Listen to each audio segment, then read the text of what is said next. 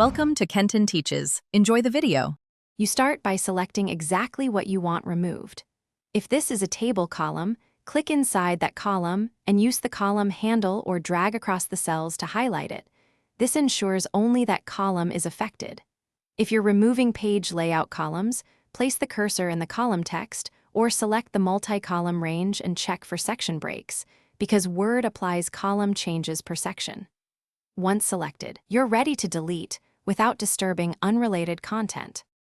Now perform the deletion. For tables, go to Table Tools, Layout tab, then Delete and choose Delete Columns. Word will remove the column and shift remaining cells automatically.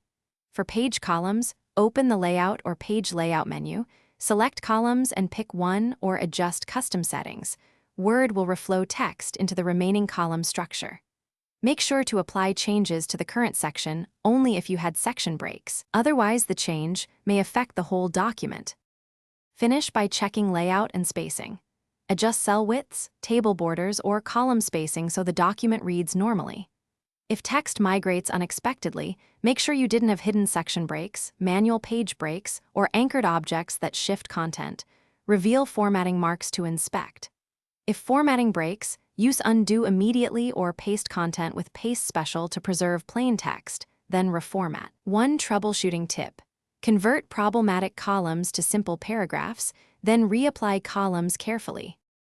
Thanks for watching. Please subscribe if this video was helpful.